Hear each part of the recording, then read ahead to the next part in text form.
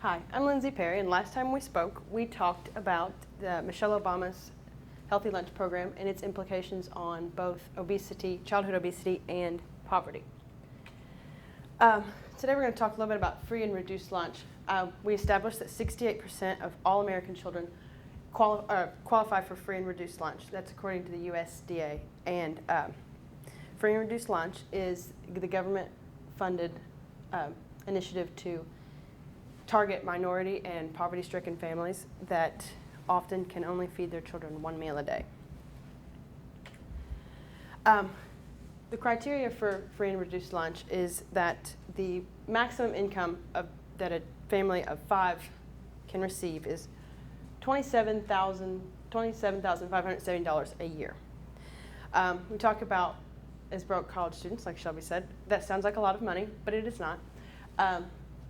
Talk about $700 to $900 a month for a one-bedroom apartment, which we know will not house a family of 5. So that goes for $8,400 to $10,800 a year for that one-bedroom apartment.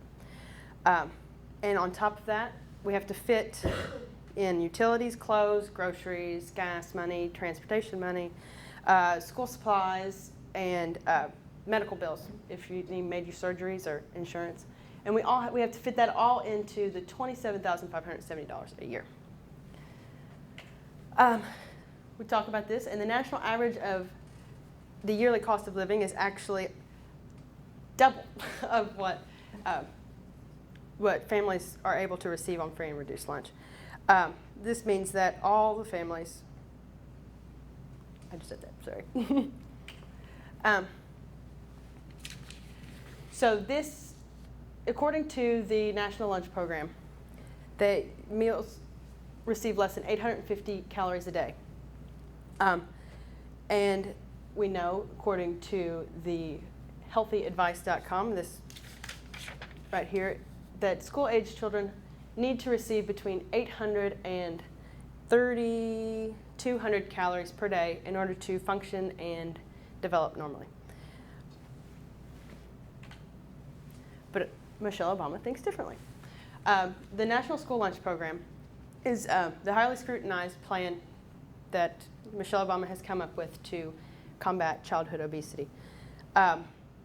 This means that she's offering lower calorie meals in schools. She's offering, as we said, less than 850 calories this is for teens.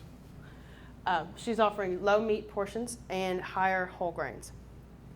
So if this is the only meal that children are receiving per day in school, less than 850 calories, we're going to see a lot of undernourished and malnourished children. So, this is a little fun fact from NoKidHungry.org that 62% of American teachers see children that are undernourished. They come to school hungry. An undernourished child will be lethargic, which means they'll be tired. They will have difficulty focusing in the classroom, and they will have increased chance of fainting or injury on the field of play, especially if it's hot. And they will have delayed cognitive, sexual, and physical development. And they are subject to being failure to thrive, which means that they will have stunted growth. We talked about Harlan, Kentucky last time in my informative speech, and we kind of decided that this was a representative place for the national average of children receiving free and reduced lunch. And just to put some reality into these numbers here, we have that the median family income in Harlan is $26,582, which is lower than the average income for free and reduced lunch families.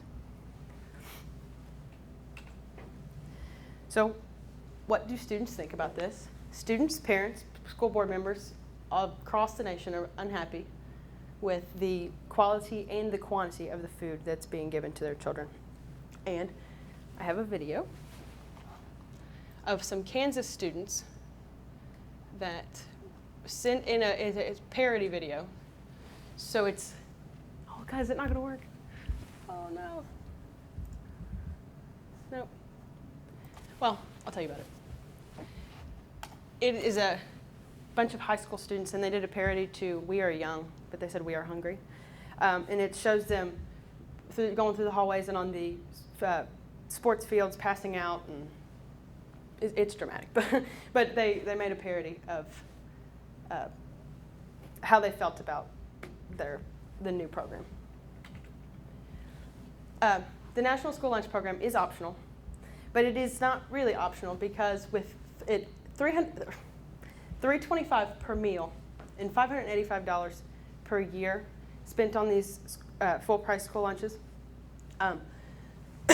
school districts aren't able to drop the program unless kids are buying these meals at full price. And a lot of mothers can't justify that because you can pack a child's lunch for, they say, less than $1 a day.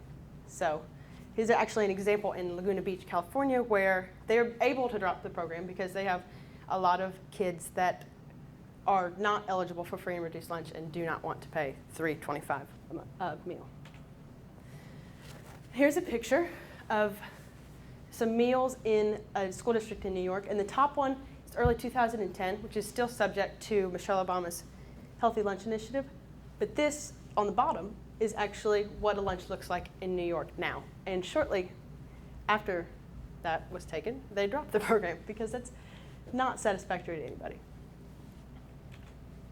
So what can we do? Well, we can urge our legislators to look at this from a more practical point of view, not an idealistic point of view, because our children, there are going to be obese children, and we can't eradicate obesity, but we can eradicate poverty. And poverty is killing people right now, and obesity will kill people later on. So we really need to focus and sink our money into what is important right here and right now.